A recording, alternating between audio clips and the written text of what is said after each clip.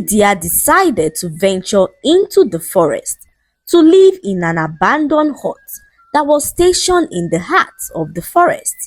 The hut was said to be possessed by unknown spirits, as all its previous inhabitants died mysteriously.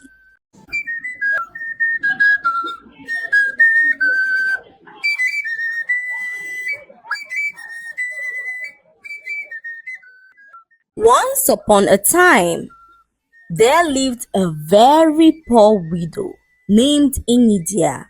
Enidia was once married to a very rich man who died many years ago, leaving her alone with their sick son Obum, who had been sick right from birth. Enidia's husband loved them so much and never failed to show people how much he loved his wife and son. Despite the fact that Enidia had a son for her husband's family never got to accept her son as part of their own because of his reoccurring sickness, which made them believe that he was cursed. They called him a vegetable and rebuked anyone who called him a part of their family.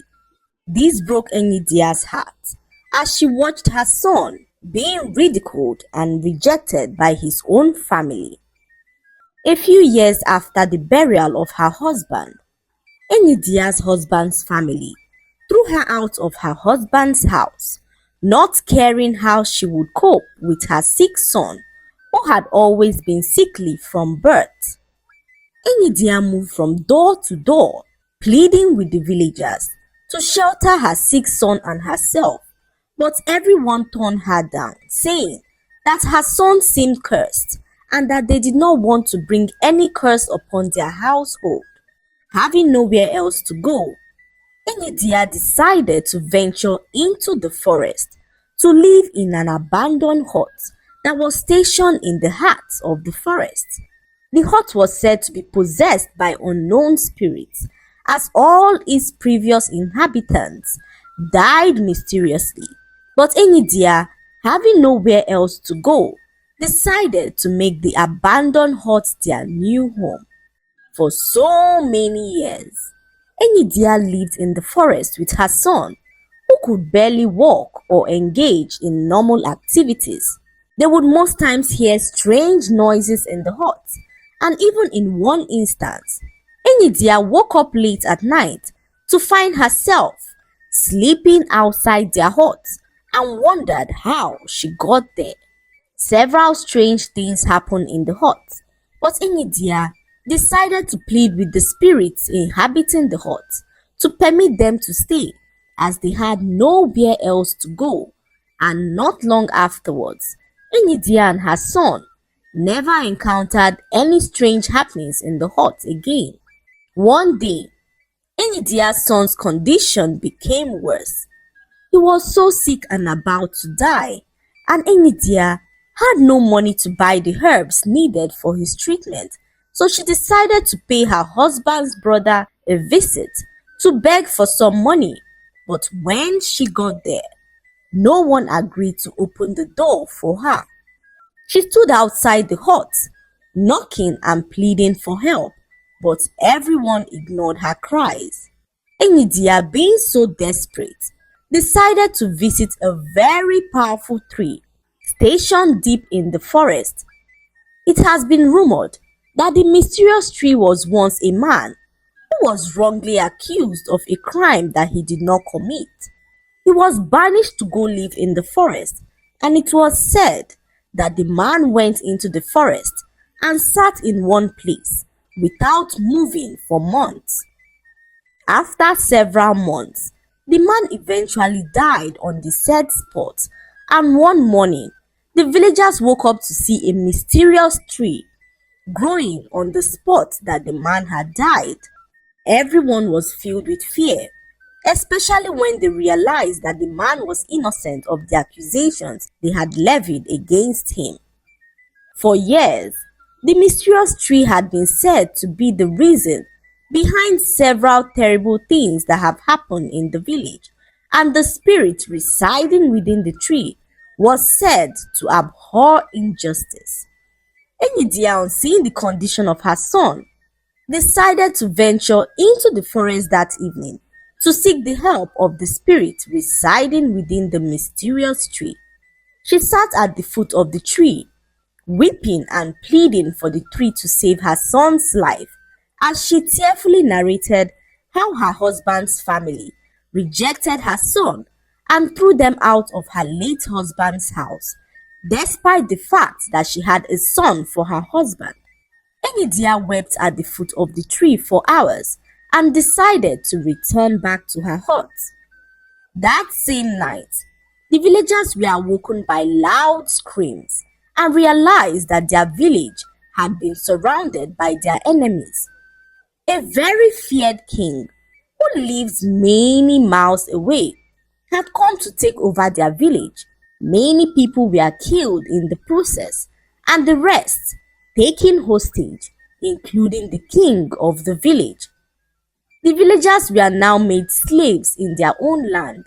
Their enemies had taken over their huts and properties, and no one could do anything about it, not even their king, who was now the personal slave of the wicked king. For months, the people prayed to their gods to liberate them from the hands of the wicked king, who now ruled over them and subjected them to ill treatment and hard labor. One day, a strange young man walked into the village, screaming at the top of his voice as he ordered the wicked king and his men to leave the village to avoid his wrath coming upon them.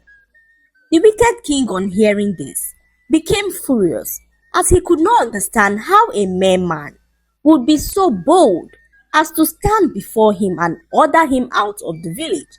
The wicked king then ordered his men to seize the young man and kill him. And when his men rushed towards the young man, they fell to the ground and died mysteriously. This terrified the wicked king, who wondered how this was possible. He asked the young man who he was and what he wanted, and the young man told him to leave the village immediately, and the wicked king, unable to accept defeat, tried to kill the young man himself when he too fell to the ground and mysteriously died. The villagers, once enslaved, were now free from the clutches of the wicked king. They gathered around the young man, expressing their gratitude and admiration for his bravery. In their village, a reigning king is forever indebted to anyone who saves his life from impending danger, and in these rare cases, the throne, after the death of the reigning king, would be passed on to such a man. The king was so grateful to the young man for saving the whole village, including himself, the king. Without hesitation, the king announced the young man as his successor, and everyone jubilated as they all owed their lives to the strange man who they did not know was Obum. When the villagers realized that the young man was Obum, they were filled with shock, as they never believed that a once sickly young man who could barely walk and talk would one day save the entire village, including the king, and be crowned the next king of their village. They all wondered how this was possible, and Obum narrated how his mother Enidia sought the help of the spirit residing in the mysterious tree deep in the forest. He explained how his mother wept and pleaded for the spirit to save his life, and how the spirit, moved by Enidia's sincerity and love, healed him completely and granted him great powers. Obum, once considered an outcast, now stood before the villagers as their savior and rightful heir to the throne. His late father's family members were all ashamed, as they never believed that a boy who they rejected was one day going to rule over them as king. They all gathered to apologize to Obum for their wrongs, swearing their allegiance to him, and this brought Obum to tears, as he could not believe how his life had turned around. Obum thanked his dear mother Enidia for never giving up on him, and ensured that she was well taken care of all the days of her life. That was how Obum became the next king of the village, who ruled with compassion, fairness, and a deep understanding of the struggles faced by the people. The lesson to be learned from this story is that we should never look down on anyone in life, regardless of their situation, as no situation in life is permanent.